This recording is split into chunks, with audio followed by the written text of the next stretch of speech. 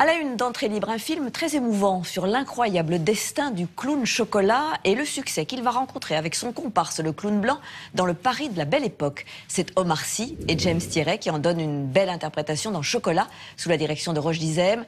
L'occasion de découvrir l'histoire vraie du premier artiste noir de la scène française, à qui est aussi consacré aujourd'hui un livre et une exposition. Alexandra Rouault.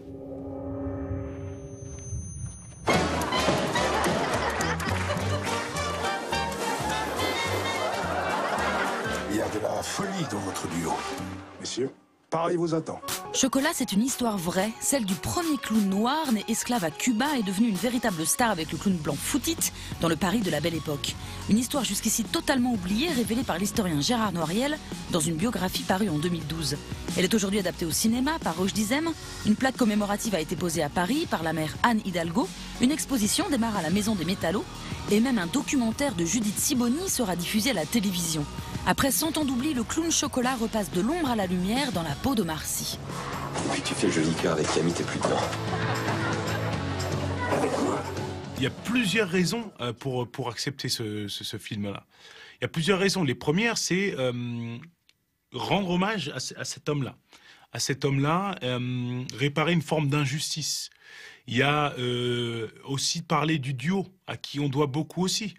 Moi, je fais partie d'un duo comique. Ce n'est qu'une philosophie, c'est de réussir ma vie, être accepté comme je suis, viser la Et on est on va dire, les héritiers de ce comique-là. C'est eux les premiers à l'avoir fait. Donc on leur doit ça. Je raconte l'histoire de la première star noire française, qui aujourd'hui a totalement disparu de la mémoire collective et ni vous ni moi avions entendu parler auparavant.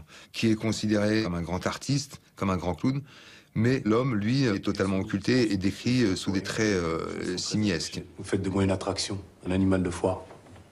Non, écoutez, non. Alors pourquoi vous me dessinez comme ça? C'est ressemblant? Né en 1865 à La Havane, Chocolat, de son vrai nom Rafael Padilla, débarque en Europe à l'âge de 10 ans, acheté par un fermier espagnol. Raphaël va décider de son émancipation en fuyant vers le pays des droits de l'homme.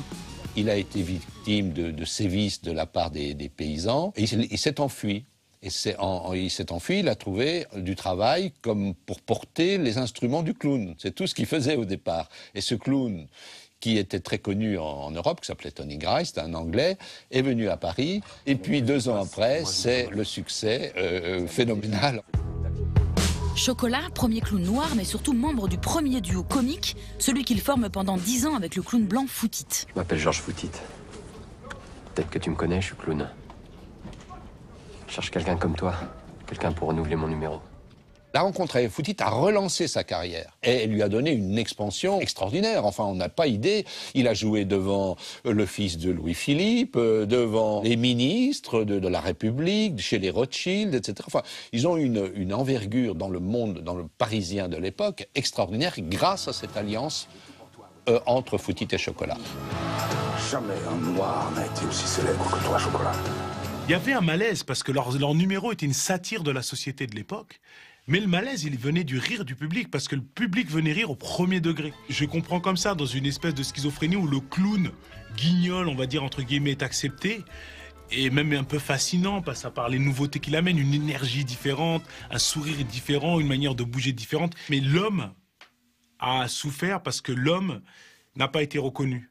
Parce que l'homme noir qu'il était à l'époque était considéré comme un sous-homme. Et ça, c'était un truc qu'il n'a jamais pu réparer. Chocolat connaît la célébrité, mais pas la postérité. 10 ans de duo avec Foutit, puis le succès s'essouffle sur fond d'affaires Dreyfus et de contexte colonialiste. Chocolat meurt pauvre dans l'anonymat le plus complet en 1917. Le fait que le clown Chocolat ait été oublié peu après sa mort est le symptôme de quelque chose. Sans doute le symptôme d'une France qui n'avait pas spécialement envie de mettre en valeur dans les livres d'histoire ou dans les dictionnaires du cirque un artiste noir, paradoxalement, pas par racisme, mais par scrupule.